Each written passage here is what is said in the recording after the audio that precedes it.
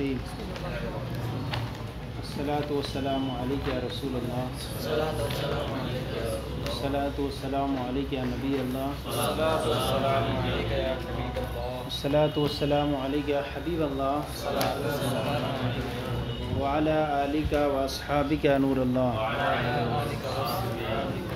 صلی اللہ تعالی علیہ وسلم۔ مصنف فرما رہے تھے کہ قسم ثالث مفتاح العلوم کی، جس کو تصنیف فرمایا علامہ ابو یعقوب یوسف سکاکی نے، جو ہے کئی اعتبار سے خوبیوں کی جامع ہے۔ ایک تو اعتبار سے کہ وہ ترتیب کے اعتبار سے عمدہ ہے، اور تحریر کے اعتبار سے اچھی ہے، اور اکثر اصول کو سب سے زیادہ جامع ہے۔ اچھا، یہاں پر انہوں نے یہ کہا کہ جب قسمیں یہ جو انہوں نے کہا جب سب سے زیادہ وہ تھی، کیا تھی؟ ترتیب کے اعتبار سے اتنی اچھی تھی، تو پھر کیا ضرورت تھی پھر آپ کو لکھنے کی؟ جب ترتیب کے اعتبار سے اتنی اچھی ہے تو پھر لکھنے کی کیا ضرورت تھی؟ یعنی انہوں نے کہا آگے چل کے کیا کہا ہے؟ حشو و تعقید تطویل وغیرہ ایسے عیوب پر مشتمل ہے، اور یہاں کیا کہہ رہے ہیں؟ یہاں کہہ رہے ہیں کہ سب سے زیادہ تحریر کے اعتبار سے، اصول کے اعتبار سے، ترتیب کے اعتبار سے عمدہ ہے۔ تو اس کو جواب یوں دیں گے کہ مصنف کا قسم ثالث کو صرف ترتیب کے اعتبار سے حسن کہا انہوں نے، صحیح ہے، دوسرے اعتبار سے اسے حسن نہیں کہا۔ تو قسم ثالث کا مذکورہ چیزوں پر مشتمل ہونا اس کی احسنیت ترتیب کے منافی نہیں ہوگا، صرف ترتیب کے اعتبار سے حسن کہا ہے، حشو تطویل و تعقید کے اعتبار سے پاک ہونے کو نہیں کہا انہوں نے، لہذا اعتراض بھی واقع نہیں ہوگا۔ یہاں فرمایا وَأَكْثَرُ اکثر الکتب للأصول، یعنی اصول کی زیادہ کتابوں کو، جو کتابیں ہوئیں ان میں سب سے زیادہ اصول کی کتابوں کو جمعاً جامع ہے۔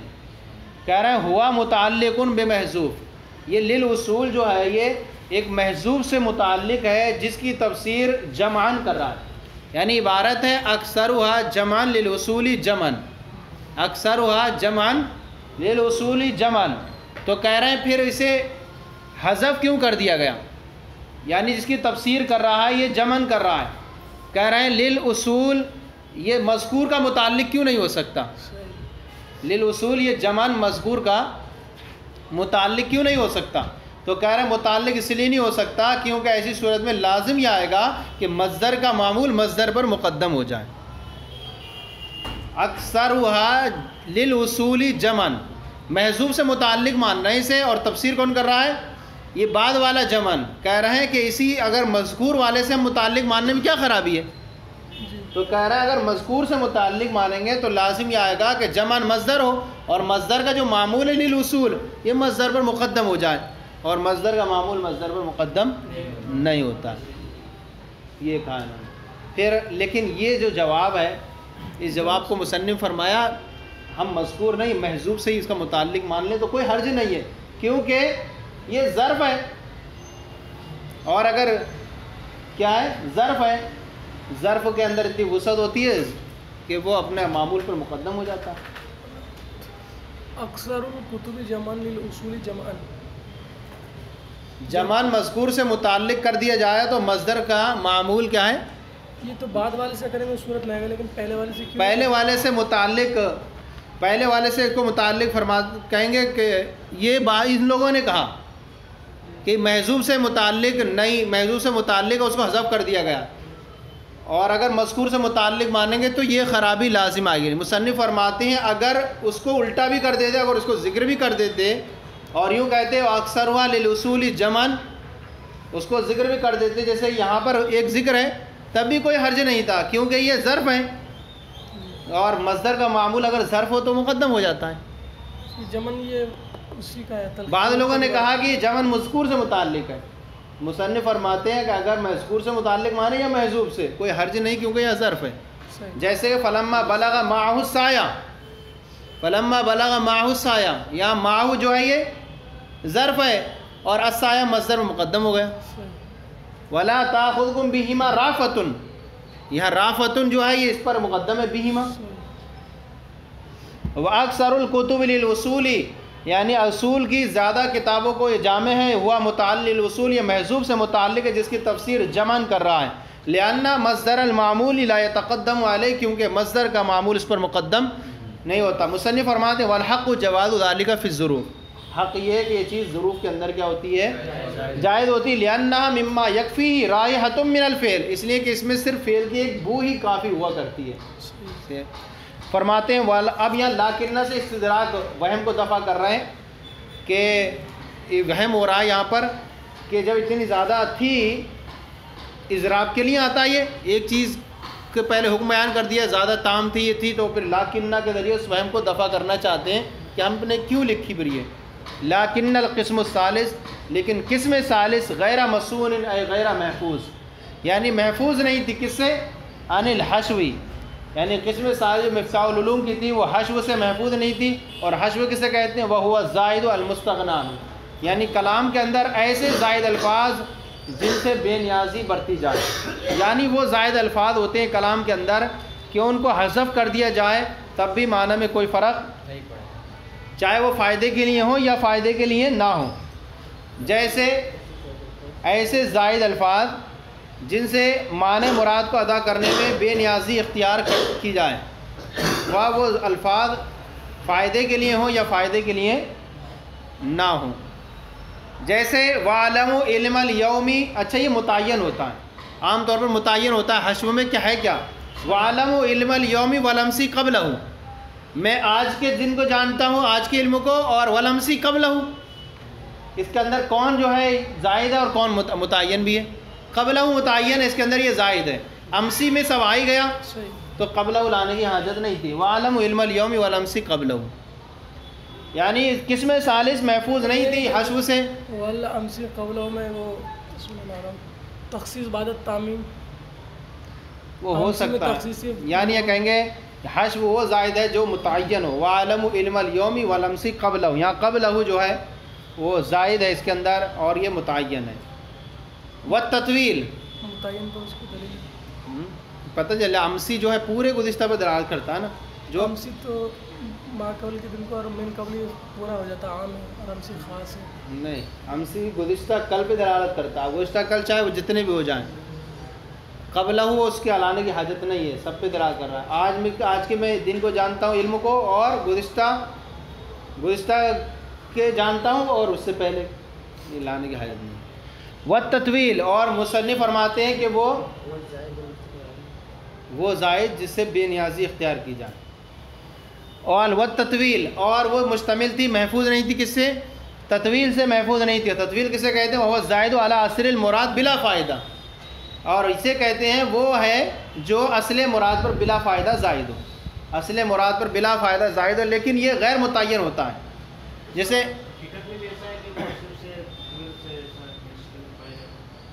ہاں زائد میں متعین، تطویل میں غیر متعین، تطویل میں غیر متعین ہوتا ہے اور حشو میں متعین ہوتا ہے۔ جیسے کہ کہیں الفا قولہا کذبا و مینن، میں نے اس کے بات کو جھوٹ در جھوٹ پایا، اس میں کذبا و مینن یہ دو لفظ ہیں، دونوں جھوٹ پہ دلالت کر رہے ہیں، لیکن اس میں بتا نہیں سکتے کون غیر متعین ہے۔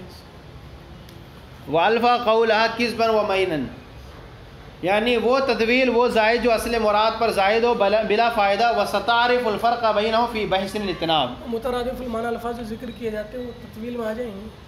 نہیں، تطویل میں نہیں آئیں گے، ان میں تو معنی تو ایک ہی ہوتا ہے، مقصد کیا ہوتا ہے ان کا ذکر کرنے کا؟ بلا فائدہ یہ ہوتے ہیں، اور مترادف جو ہوتے ہیں وہ کلام کی خوبصورتی وغیرہ کے لیے آتے ہیں۔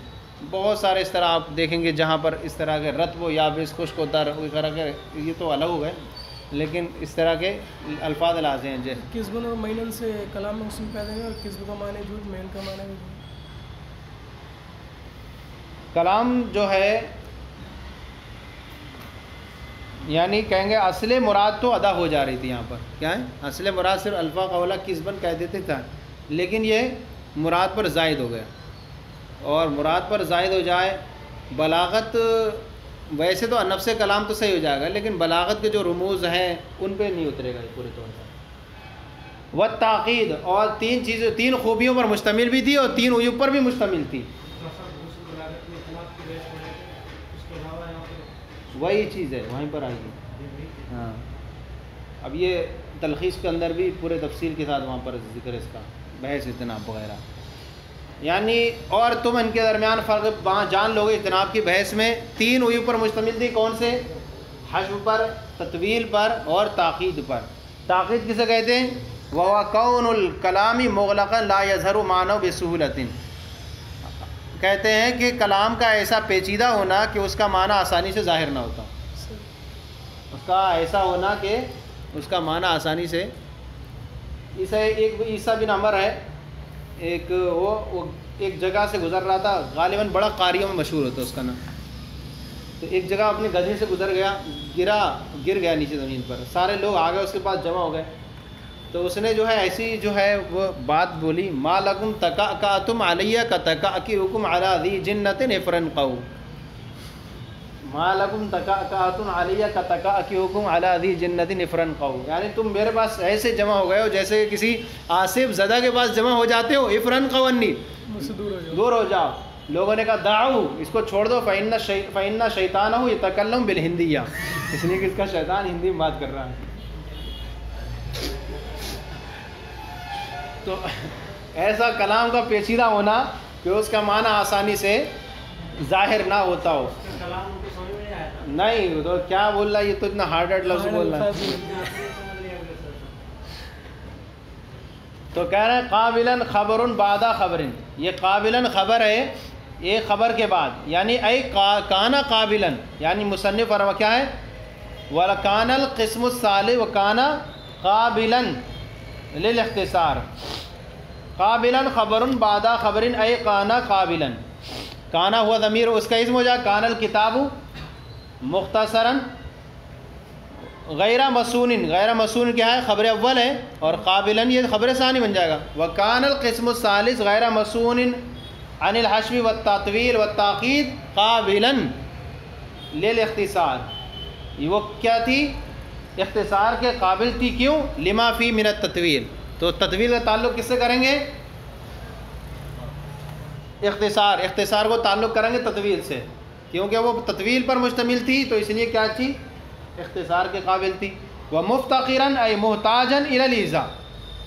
مفتقراً کی تفسیر محتاجاً سے نکالی کہ مفتقراً غیر مشہور تھا اور محتاجاً مشہور ہے.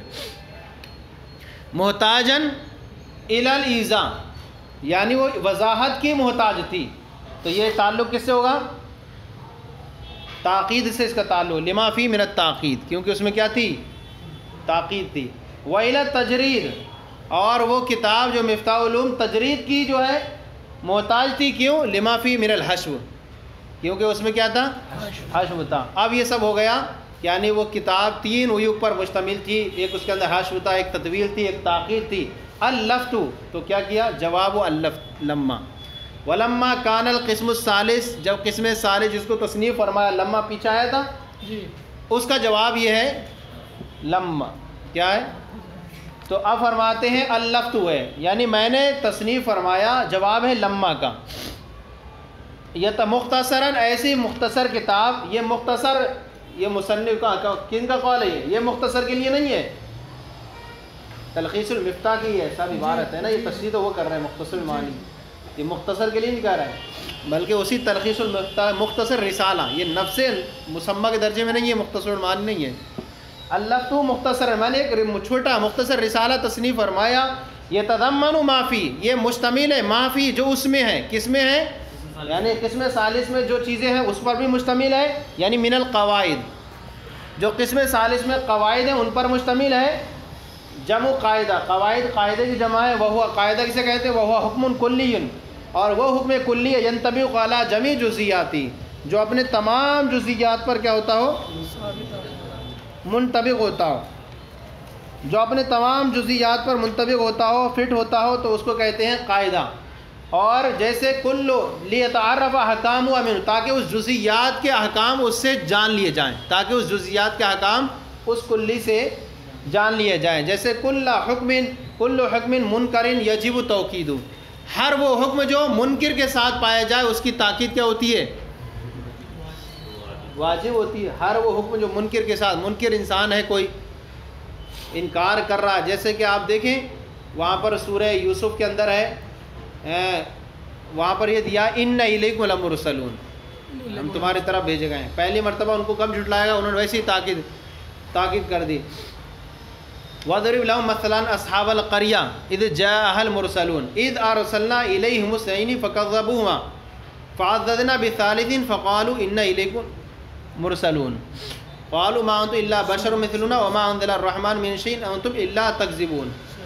جیسے جیسے ان کی تکذیب ہوتی گئی اسی پہ ویسے وہ تاکید بڑھاتے گئے. تو یہاں پر یہ ہے کہ ہر وہ حکم جو منکر کے ساتھ پایا جائے مزید تاکید لاتے رہے. یہ انسان خالی ذہن ہے اس کو بغیر تاکید کے ساتھ پیش کیا جائے. پھر اس کا انکار بڑھ گیا تو ایک تاکید لا جائے, اور زیادہ متردد ہو گیا تو اور زیادہ. تو ہر وہ حکم جو منکر کے ساتھ پایا جائے اس کی تاکید واجب ہوتی ہے. کہتے ہیں وَيَشْتَمِلُ, اور یہ کتاب مشتمل ہے انہی قواعد پر بھی جو اس کے اندر تھے, اور مشتمل ہے عَلَى مَا يَحْتَاجُ إِلَيْهِ مِنَ الْأَمْثِلَةِ, اس پر جن کی ضرورت پڑتی ہے, یعنی مثالوں پر مشتمل ہے. وَالشَّوَاہِدِ, اور کائے پر مشتمل ہے, اور شواہد پر مشتمل ہے. کس پر مشتمل ہے؟ شواہد پر مشتمل ہے, یعنی مثالوں پر مشتمل ہے اور شواہد پر مشتمل ہے. یہ شواہد کسے, مثال کسے کہتے ہیں؟ وہ ما یحتاج الیہ من الامثلہ, یعنی وہ جس کی ضرورت پڑتی ہے, اور مثالیں وہ الجزیات, اور وہ جزیات ہیں جو ذکر کی جاتی ہیں لإیضاح القواعد, قواعد کی وضاحت کرنے کے لیے ذکر کی جاتی ہیں. اچھا, والشواہد, اور شواہد کسے کہتے ہیں؟ وہ الجزیات المذکورہ لاثبات القواعد, اور وہ جزیات جو ذکر کیے جائیں قواعد کی اس بات کے لیے, اس بات کے لیے. اچھا, یہاں پر شواہد کے اندر اور دونوں کے اندر, مثال کے اندر تھوڑا فرق ہے. شواہد جو ہے وہ خاص ہے اور مثال جو ہے وہ عام ہے. جہاں جہاں شواہد پائے جائیں گے, شاہد پایا جائے گا, وہاں مثال پائی جائے گی. لیکن جہاں مثال پائی جائے وہاں شاہد کا, جہاں جہاں شاہد پایا جائے گا وہاں مثال پائی جائے گی, لیکن جہاں مثال پائی جائے وہاں شاہد کا پایا جانا کوئی ضروری. شاہد جو ہے وہ شاہد کے لیے ضروری ہے کہ وہ قرآن پاک یا حدیث پاک یا کسی ایسے شخص کا کلام ہو جس کی عربیت مسلم ہے, اور مثال جو ہے کسی بھی ایرے غیرے کی قول سے, کلام سے پیش کر سکتے ہیں. جیسے آپ نے کہا کہ لن فعل مضارع کو نصب دیتا ہے, اس کی مثال میں آپ نے پیش کیا لن تنالوا البر حتی تنفقوا. یہ ہو گیا شواہد, یہ مثال بھی ہو گیا. کیا ہو گیا؟ مثال بھی ہو گیا. لن تنالوا البر قرآن پاک سے مثال دے دی. آپ نے کہا کلو مفعول منصوب, ہر مفعول منصوب ہوتا ہے, اور مثال دی رأیت زیدن. ایک کال ہو گیا کسی کا, تو اب کہیں گے مثال تو ہے لیکن شاہد نہیں. ہاں, کسی مثال دے دی قرآن پاک سے ہی, فعصا فرعون الرسول, یا رسول مفعول ہے, ہاں یہ شاہد بھی ہو گیا مثال بھی ہو گیا. نہیں, مد مقابل تسلیم نہیں. قرآن یا حدیث یا ایسے انسان کے کلام میں مثال پیش کریں جس کی عربیت لوگوں کو تسلیم ہوتی ہو تو وہاں شاہد ہوگا, اور جو آپ ایسے بھی پیش کرتے ہیں تو وہ مثال کہلائے. مثال پائی جائے وہاں پر قاعدہ ضرور پایا جائے, لیکن دونوں کے ہے کہ تو یہ جو ہے مثال اس جزیات ہیں جو ذکر کیے جاتے ہیں قواعد کی وضاحت کے لیے, اور شواہد کسے بولتے ہیں؟ وہ جزیات ہیں جو ذکر کر لیے گئے ہوں قواعد کو ثابت کرنے کے لیے. فهو اخص من الامثلہ, تو شواہد کیا ہے؟ اس سے امثلہ سے خاص ہے. اب فرماتے ہیں ولم آلو من الالو,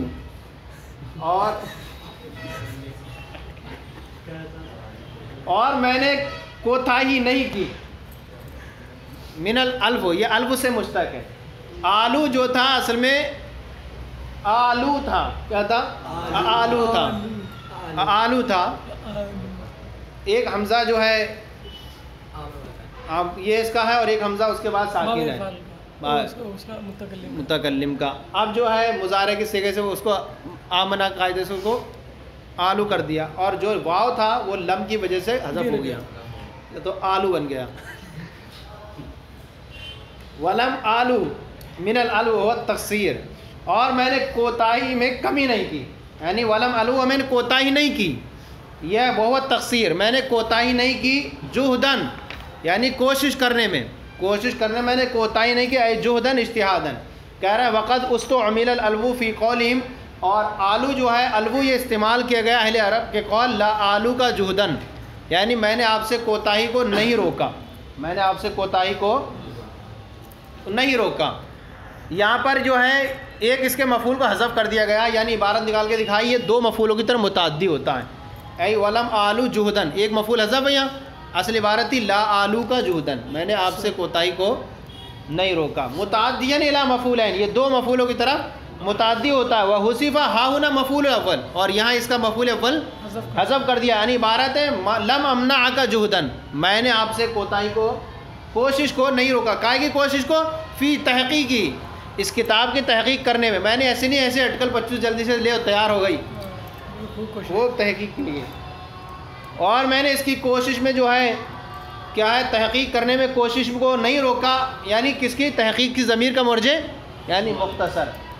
اور یہ کون ہے؟ سر یہ مختصر نہیں ہے، وہی تلخیص کے بارے میں سارے نکال کے دکھا رہے ہیں کہ وہ متن کی تشریح کر رہے ہیں نا یہ۔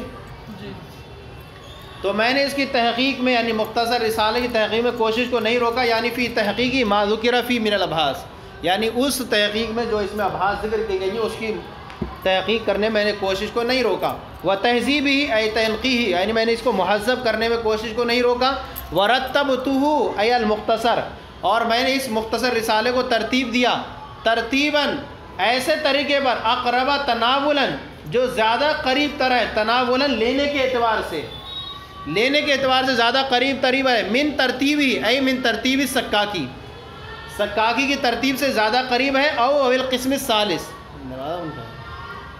یا قسم ثالث کی ترتیب سے زیادہ قریب ہے۔ تو اب یہاں کہیں گے ترتیب مصدر ہے، اس ترتیب مصدر کی اضافت یا تو کہیں گے اس میں فاعل کی طرف کی گئی، فاعل کی طرف ترتیب السکاکی تو فاعل بن جائے گا، یا مصدر کی اضافت مفعول کی طرف کی گئی، تو ایسی صورت میں کہیں گے ترتیب دادا، ترتیب دہندہ، کیا کہیں گے؟ ترتیب دادا ہو گیا مفعول، کون ہو گئی؟ قسم ثالث، اور ترتیب دہندہ ترتیب دینے والا، اس میں فاعل ہو گیا۔ تو مصدر کی ترتیب مصدر کی اضافت کس کی طرف کی گئی؟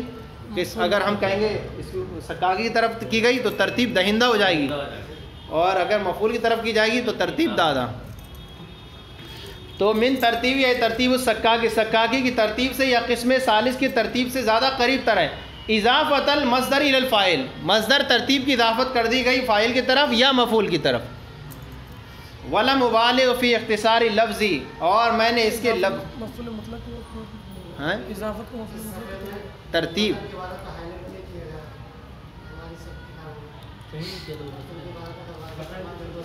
آپ خرید لیجئے دوسری کتاب،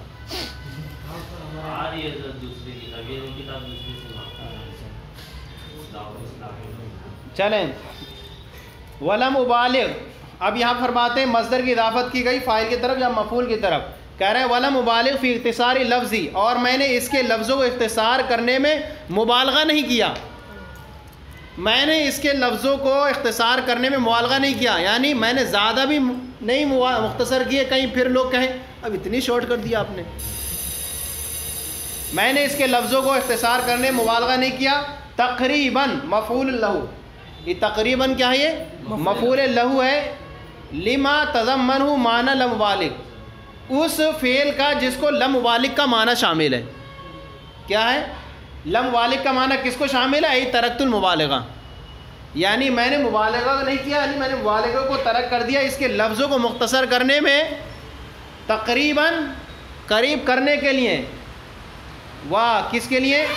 طلباً، اور طلب کرنے کے لیے، اس کی فہم کی تحصیل فہم کو طلب کرنے کے لیے اس کے طالبین پر۔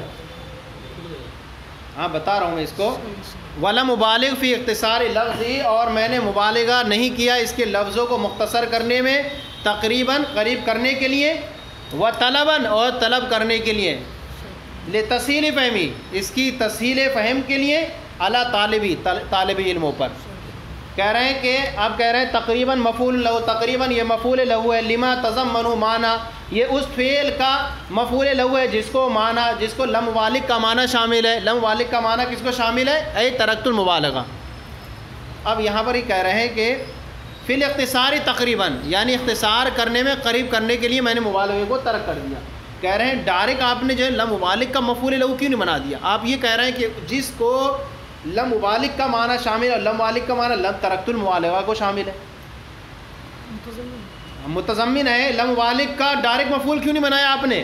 طلباً کو۔ کہہ رہے ہیں کہ یہ یہ کیا ہے؟ طلباً و تقریباً یہ مفعول لہو ہے اس فعل کا جس کو لم مبالغ کا معنی شامل ہے، اور لم مبالغ کا معنی شامل ہے ترکت المبالغہ کو، فعل مثبت کو۔ کہہ رہے ہیں اس لیے کہا کیونکہ مفعول لہو جو ہے وہ فعل مثبت کا بنتا ہے، فعل منفی کا نہیں بنتا ہے، فعل، کیونکہ اس کے اندر یہ چیز ہے جس کی وجہ سے کوئی کام کیا جائے، جس کی وجہ سے کام کیا جائے، اور یہاں تو پھر اس لیے کہا میں نے ترکت المبالغہ۔ اس لیے کہتے تھے میں نے زید کو نہیں مارا اس کے بعد اب ہونے کی وجہ سے، ایسے نہیں ہوتا ہے، تو اس لیے انہوں نے کہا کیا کہ کام نہیں ماننے کا پھر پائے چلیں ہو جائے، ایسے نہیں ہوتا ہے۔ لم مبالغ کا معنی جس کو شامل ہے، لم مبالغ کا معنی ترکت المبالغہ کو شامل ہے، اس لیے کہا کہ یہ تقریباً اور طلباً یہ مفعول لہو ہیں اس کا جس کو لم مبالغ کا معنی شامل ہو۔ لم مبالغ کا معنی ترکت المبالغہ کو ہے، اس لیے ڈائریکٹ مفعول لہو فعل منفی کا نہیں بنا سکتے۔ اس کے لفظوں کو مختصر کرنے میں تقریباً لطاعت یا تناولی یعنی لینے کے اعتبار سے، و طلباً اور طلب کرنے کے لیے، لتسہیل فہمی اس کی تسہیل فہم کے لیے، علی طالبی طلبہ کرام پر اس کی تسہیل فہم کو طلب کرنے کے لیے، و ضمائر للمختصر ساری جو ضمیریں ہیں کون سی؟ لفظی ہی، طاعتی ہی، فہمی ہی، طالبی، یہ سب کس کی طرف لوٹ رہی ہیں؟ مختصر کی طرف۔ وفی وصف مؤلفی اور اس کتاب کی تعریف میں کیا کر سکتے ہیں؟ بأنہ مختصر، یہ کتاب مختصر ہے، منقع صاف و شفاف ہے، سہل الماخذ ماخذ کے اعتبار سے بہت آسان ہے، تعریض اور اس پر تعریض بھی ہے ان لوگوں پر، کس پر؟ بأنہ لا تطویل فی، اس میں ان لوگوں پر نشانہ بھی ماننا ہے کہ یہ ایسی کتاب ہے، سہل الماخذ ہے، منقع ہے، اور تعریض کرنا ہے اس بات پر کہ بأنہ لا تطویل فی، کہ اس میں تطویل بھی نہیں ہے، ولا حشو، اور اس میں حشو بھی نہیں ہے، ولا تاقید، اور اس میں تاقید بھی نہیں ہے، کما فی القسم الثالث، جیسے قسم ثالث میں تھے۔ اپنی چیز کی تعریف کر سکتے ہیں، کرتے نا لوگ اپنی جو ہے کتاب لکھتے ہیں تو تقریر وہاں پر لکھتے ہیں نا کہ میں نے اس لیے لکھی کیونکہ وہ کتاب جو تھی نا طلبہ بھاری ہو رہی تھی، اس طرح سے ہوتا، تعریف کرتے دوسری کتاب ہوتا۔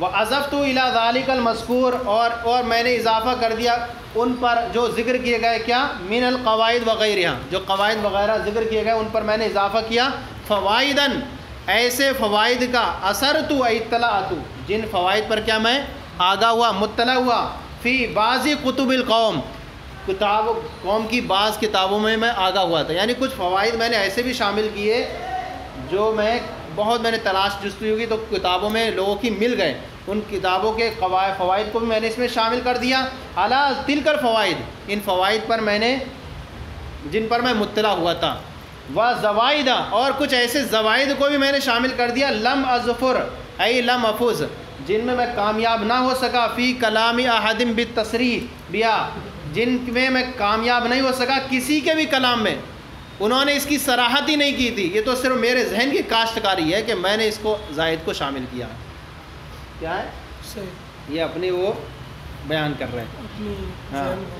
کہ میں نے فوائد کو کچھ ایسے شامل کیا جن پر میں بعض قوم کی کتابوں میں مطلع ہوا تھا، مجھے اچھے اچھے نوٹ مل گئے تو میں نے اس کو ڈالتا چلا گیا اس میں، اور کچھ ایسے زوائد کو میں نے شامل کر دیا، لم افوز فی کلام احد بالتصریح یعنی کسی کے کلام میں بھی مطلع نہیں ہوا، نہ تو اس نے اس کی صراحت کی تھی، اے بتلک الزوائد یعنی زوائد کی صراحت کی تھی، ولا بالاشارتی نہ اشارہ بھی نہیں کیا تھا انہوں نے، بس میں نے جو ہے کام شروع کیا تو اللہ کی طرف سے مجھ پر کیا ہونے لگا، نزول ہونے لگا، بأن یکون کلام علی وجہ اس طور پر کہ ان کا کلام ایسے طریقے پر یمکن تحصیلها کہ جن فوائد کا حصول ممکن ہو سکے ان کے کلام سے بالطبیعتی طبعی طور پر ہو سکے، ایسا بھی نہیں تھا، وَإِن لَمْ يَقْصِدُوا اگرچہ انہوں نے اس کا قصد نہ کیا ہو، ایسا کچھ بھی نہیں ہوا، تو میں نے کچھ ایسے زوائد شامل کیے فوائد جن پر میں کتابوں میں مطلع ہوا، اور کچھ ایسے زوائد شامل کیے جن پر میں نے کسی کی بھی کتابوں میں نہیں پایا، نہ تو انہوں نے اس کی صراحت کی تھی